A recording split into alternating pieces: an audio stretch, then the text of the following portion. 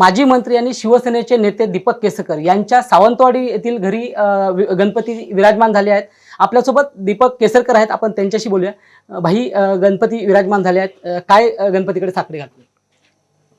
गणपती न मागताच सगळं काही देत असतो आणि त्याच्यामुळे बाप्पाचं आगमन हे प्रत्येकाच्या दृष्टीने एक आनंदाचा क्षण असतो आणि तो आनंदाचा क्षण प्रत्येकजण मनोसक्त उपभोगत असतो। विशेषतः कोकणामध्ये सर्व लोक ते कुठेही राहत असून दे, मुंबईत राहतील, पुण्यात राहतील, परदेशात राहतील, सगळे गणपतीला आपापल्या घरी येतात, सर्व कुटुंब एकत्र येतात। आणि कोकणाचं हे आगळं वेगळं वैशिष्ट्य आहे की सर्वात मोठं जे मायग्रेशन असतं एका वेळेला होणारं हे मुंबईतून कोकणामध्ये होत असतं आणि त्याच्यामुळे कोकणातले लोक इथं येत असताना आपल्या शेतकऱ्यांसाठी शुभेच्छा मागत असतात, आपल्या कष्टकऱ्यांसाठी शुभेच्छा मागत असतात आणि सर्वच जण प्रत्येकाच्या घरी गणपती असतो।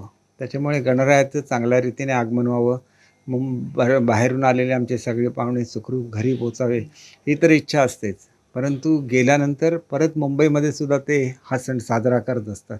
आणि मुंबईच्या सणामध्ये सगळ्यात जास्त सहभाग हा कोकणच्या जनतेचा राहिलेला आहे आणि म्हणूनच कोकणामध्ये खूप सुखसमृद्धी येऊ दे अशी गणरायाच्या चरणी प्रार्थना केलेली आहे। आणि खऱ्या अर्थानं आता चांगले दिवस कोकणाला येणार आहेत। आम्ही सर्वच जण एका विचाराची लोक निवडून आलेलो आहोत आणि त्याच्यामुळे पुढच्या काळामध्ये हा संपूर्ण जिल्हा असेल, त्याच्यामधलं फलोद्यान असून दे, त्याच्यामधली भातशेती असून दे, त्याच्यामधलं पर्यटन असून दे, मच्छीमारी असून दे, प्रत्येक गोष्टीमध्ये आमच्या शेतकऱ्यांना, आमच्या सर्व कार्यकर्त्यांना, आमच्या नागरिकांना यश मिळून दे आणि सुखसमृद्धी ही आमच्या भागामध्ये येऊन दे आणि संपूर्ण महाराष्ट्राला गणरायाचे आशीर्वाद मिळून दे।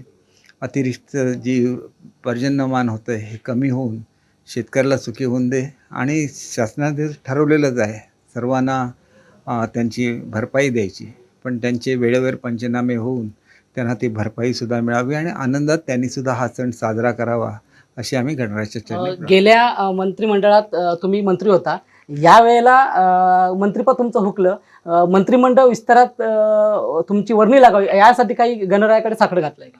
न मागताच नेहमी गणराया सगळं देत असतो आणि त्याच्यामुळे आपण स्वतःसाठी काहीतरी स्वार्थाने पूजा करणारा कोणच कोकणामध्ये आहे असं मला स्वतःला वाटत नाही।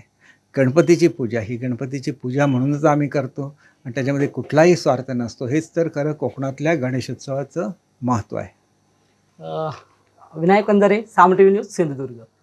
आता isakal.com आहे देशातील नंबर 1 ची मराठी न्यूज वेबसाईट। प्रत्येक अपडेटसाठी isakal.com ला नक्की भेट द्या।